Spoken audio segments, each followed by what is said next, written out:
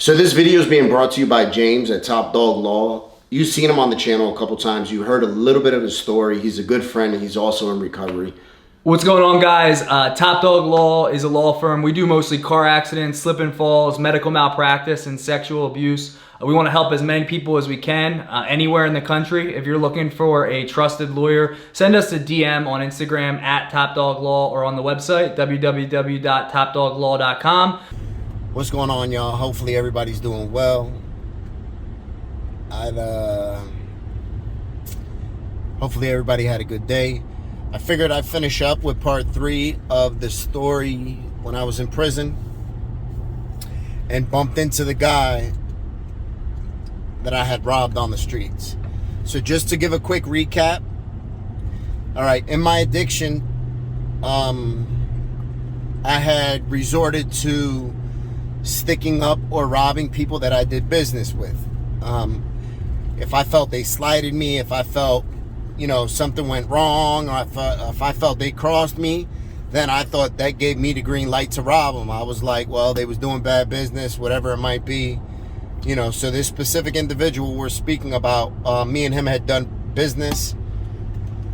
And for, probably about a good year or two, everything went well. I started to come into my addiction. My addiction started to grow a little bit. And, matter of fact, a lot.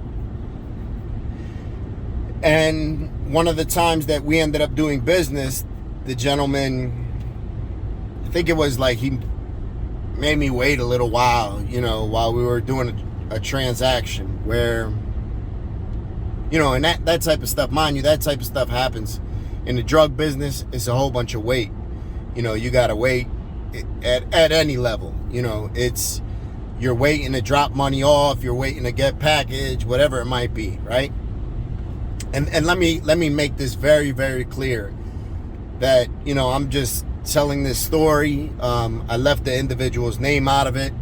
I'm sure people that are familiar with the situation will know who I'm talking about. I'm not saying this to glamorize anything whatsoever, because first and foremost, there's nothing glamorous about drugs, period. Nothing. I'll be the first to tell you that. There's nothing glamorous about selling drugs and going to jail, and losing everything that we hustle for. Nothing like that. So I'm just sharing this story just to share it. You know what I'm saying? So I go to Greaterford. I'm at Greaterford for a little while, and I was there sort of on a PV, but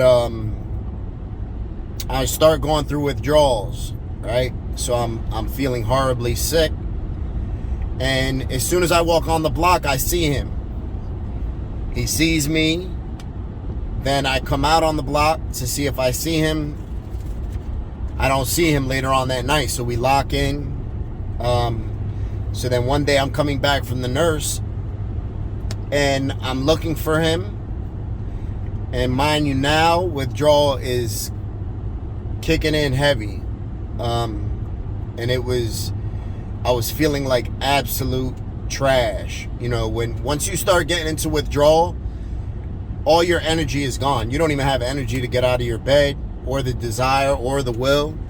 And that's where I was at this time. The only reason I went on the path to medical was because I was hoping they would give me something to help ease the pain of withdrawal.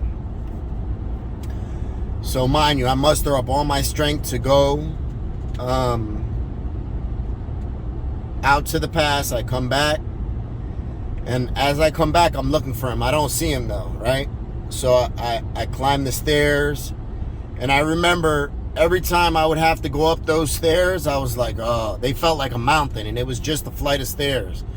But it might as well have been a mountain because of how sick I was. So I go up the stairs, I go into my cell, and as I go in, I might have had some paperwork or something, and I laid it on the desk. And when I turned around to go shut my door, I see the individual and I see two other people standing at the door entrance to my cell. And now I'm in my cell probably about 3 or 4 steps, right? And instantly I knew what it was. I knew that there wasn't going to be too much talking going on. You know, and it was one of those situations where I got caught lunching. I got caught lunching.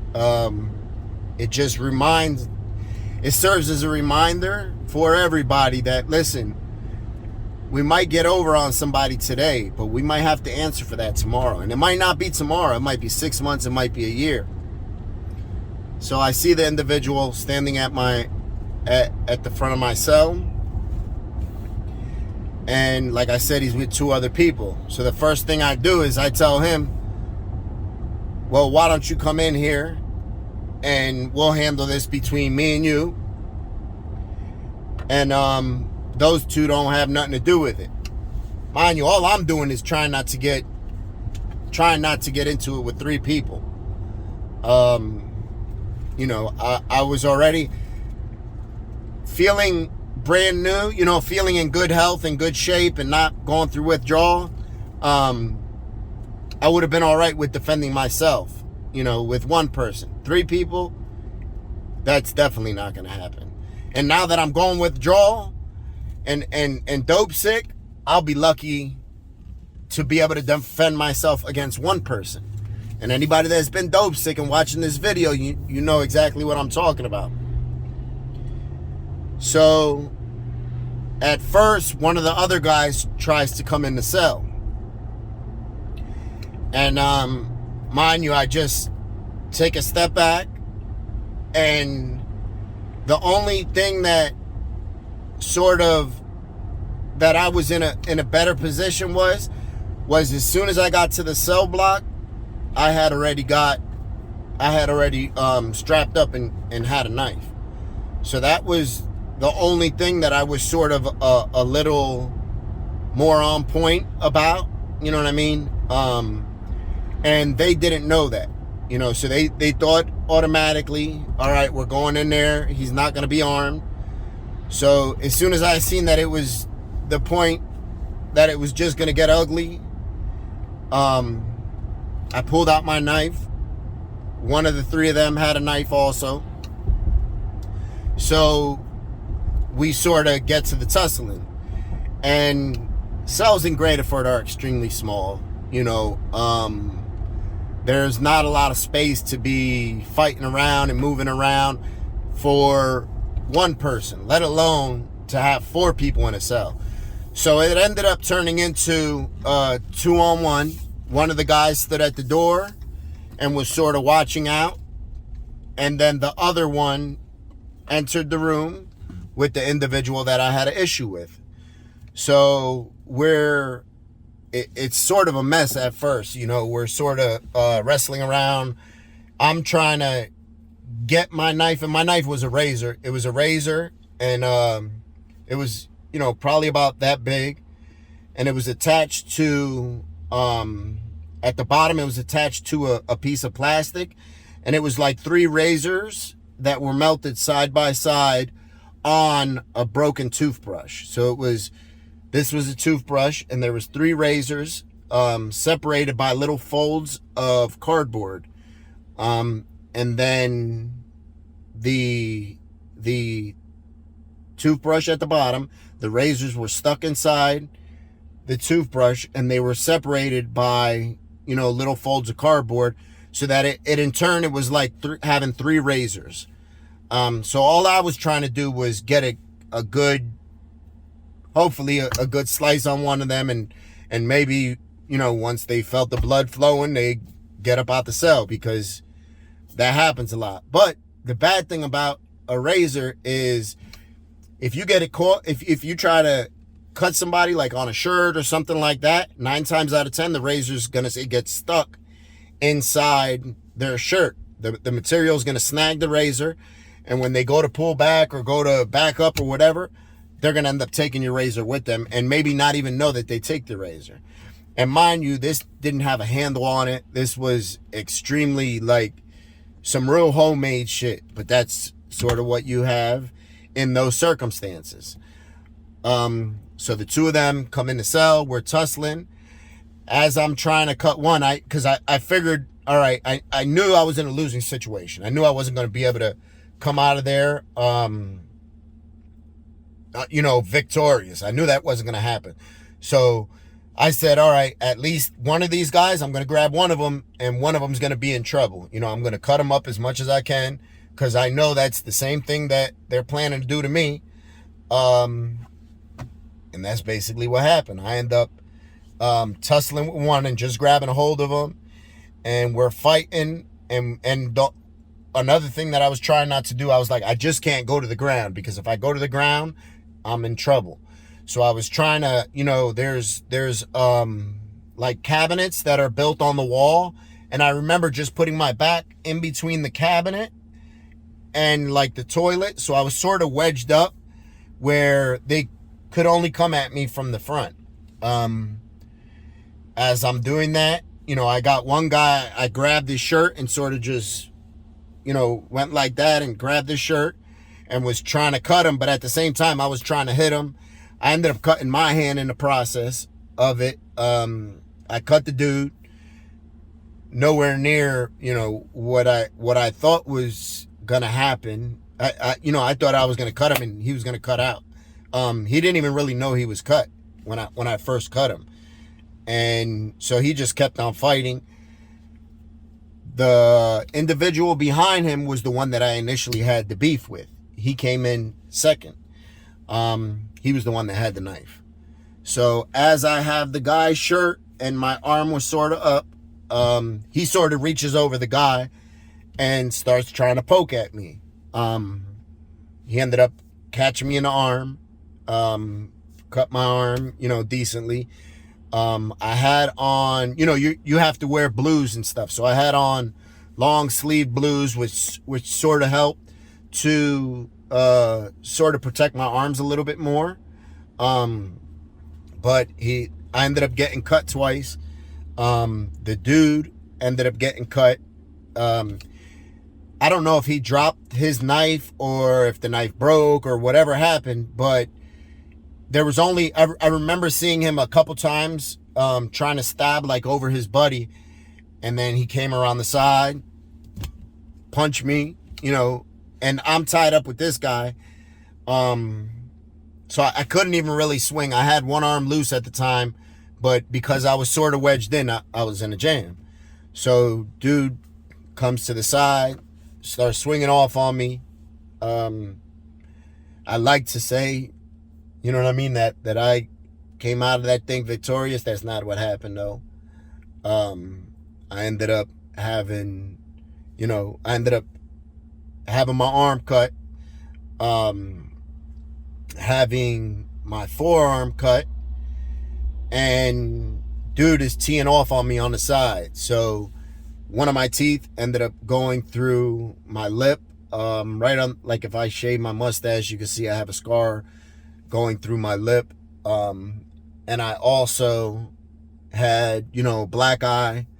My face was a little swollen up, and I had the 2 cuts on my left arm. So they end up leaving out the cell. The third guy stood outside. He never came in, thank God. They end up leaving out the cell. So right away I locked the door and take off my shirt and start taking inventory of myself, seeing where I was cut at. My face was messed up, and on top of it, I'm seriously dope sick. So I wash up as best as I could. I couldn't look in the mirror because the mirror that they have on the cells, they're horrible. You can't see nothing in them. So I couldn't see what my face looked like. I seen my arm. The one that's higher up was a nice size cut where it was open, where I needed stitches. But mind you, I can't go and ask for stitches. And with my face, for me, I didn't know what my face looked like. I knew my mouth was busted open because I could taste the blood in my mouth and I could see the blood, and I was trying to like pushed my mouth out a little bit to see how bad it was. And it felt like it was horrible. Thankfully, it wasn't that bad. But my face was swollen up. I locked the door, so they popped for med call later on.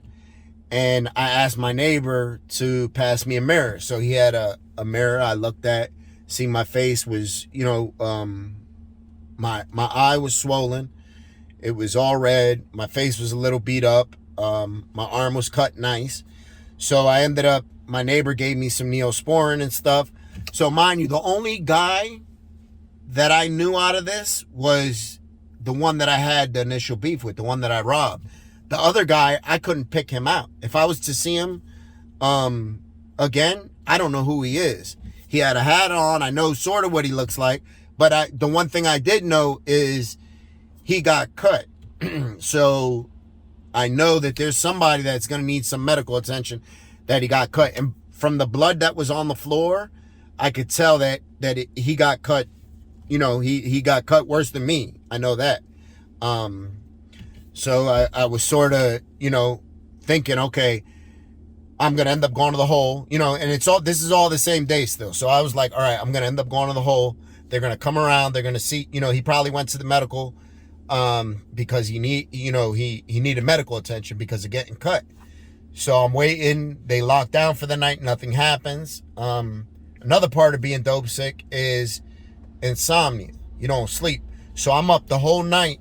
My arm is literally pounding, and throbbing.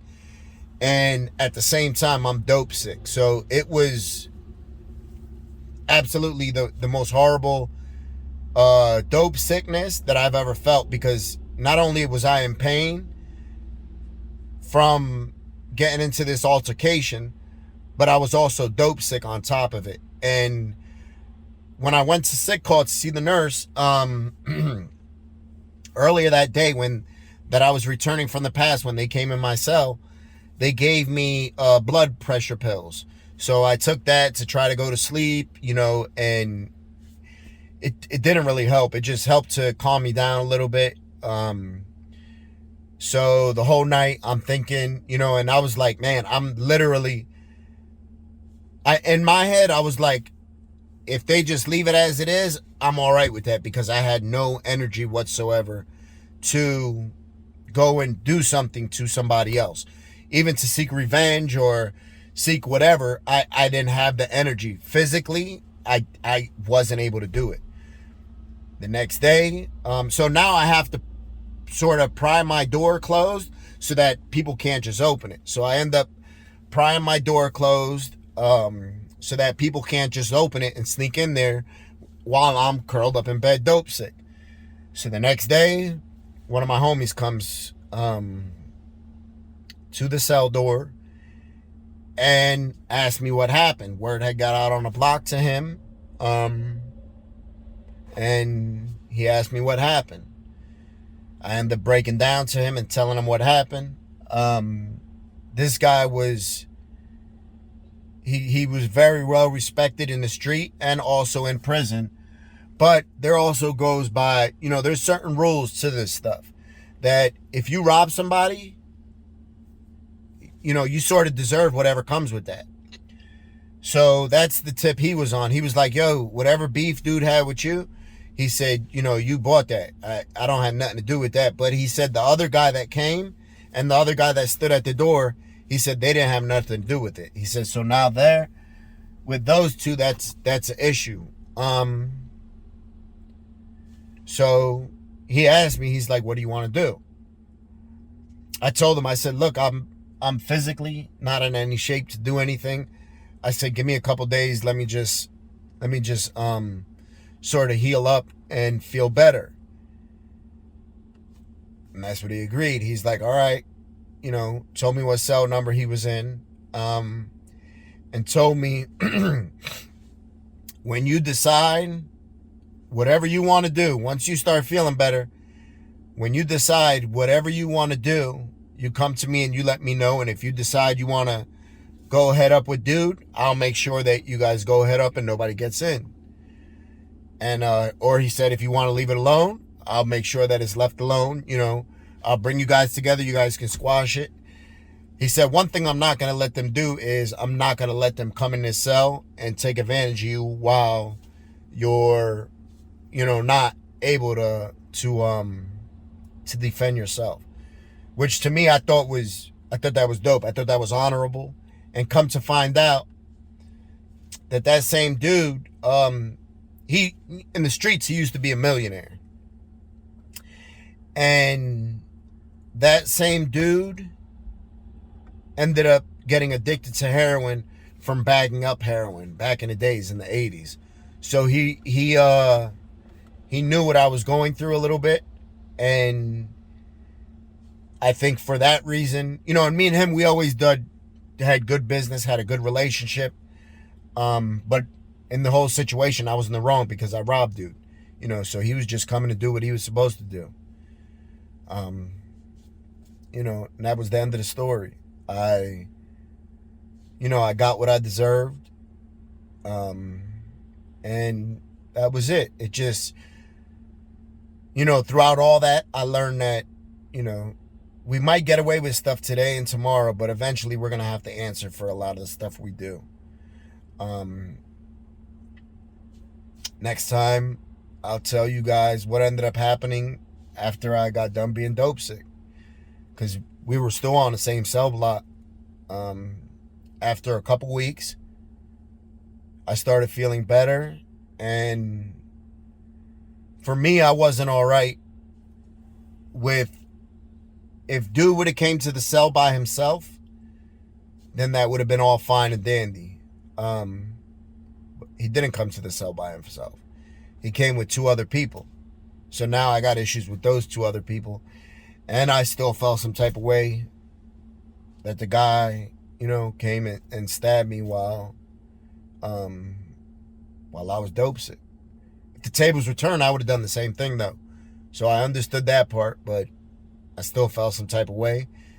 And I told myself, as soon as I get well enough and as soon as I feel well enough, I'm going to get mine back.